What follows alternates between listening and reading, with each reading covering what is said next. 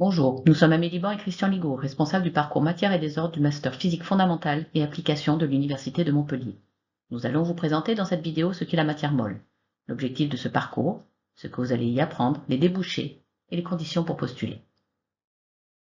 Dans ce parcours, on va s'intéresser à la matière molle. Ce terme, matière molle, soft matter en anglais, a été popularisé par Pierre-Gilles Lejeune, physicien français récompensé du prix Nobel en 1991.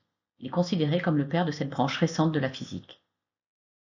Soft matter, ça peut sembler quelque peu étrange. Ce terme désigne les formes intermédiaires de la matière entre les états solides et liquides, qui comprennent aussi bien les polymères, les systèmes colloïdaux, les savons, les cristaux liquides, les milieux granulaires, les gels, les cellules et les tissus biologiques. C'est donc la matière du quotidien qu'on est conduit à manipuler très souvent. Pourquoi utiliser le terme de matière molle?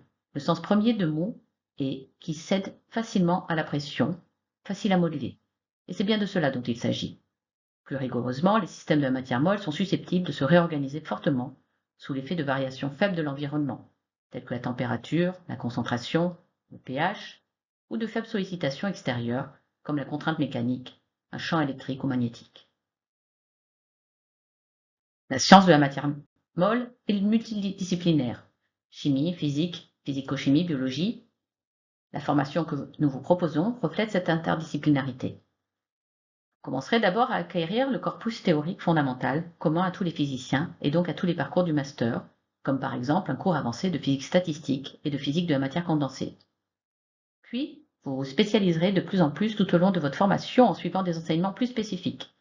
Physique biologique, surface, interface et colloïdes, hydrodynamique, propriétés thermiques et mécaniques des matériaux en première année, et puis en seconde année, vous suivrez des enseignements en physique des polymères, fluides complexes et matières actives, milieux divisés, durabilité et dégradation des matériaux.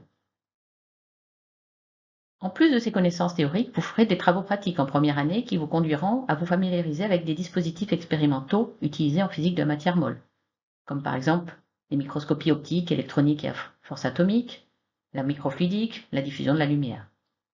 Vous serez formé aux techniques d'analyse d'images et au traitement de données.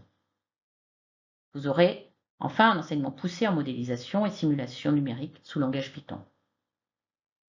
Vous serez initié à la recherche par un premier stage en immersion de 2 mois en M1 et un stage de 6 mois en M2 que vous pourrez effectuer dans un laboratoire académique ou au sein d'une entreprise, à Montpellier, en France ou à l'étranger. Vous serez initié aussi à la rédaction scientifique au premier semestre de M2 par l'écriture d'un rapport bibliographique en anglais sur un sujet scientifique que vous aurez choisi. Les débouchés de ce parcours sont principalement la recherche, en choisissant de faire d'abord une thèse de doctorat, que ce soit en recherche fondamentale ou en recherche appliquée, en partenariat avec un industriel. Vous pouvez aussi directement rejoindre le monde de l'entreprise, avec un niveau équivalent à celui d'un ingénieur. Les secteurs industriels associés aux sciences de la matière molle sont ceux de l'hygiène et des cosmétiques, de l'agroalimentaire, des matériaux et des biotechnologies. Enfin, la matière molle a un rôle certain à jouer dans le développement durable. Pour postuler à ce parcours, vous devez être titulaire d'une licence de physique ou de sciences de la matière ou de physique-chimie.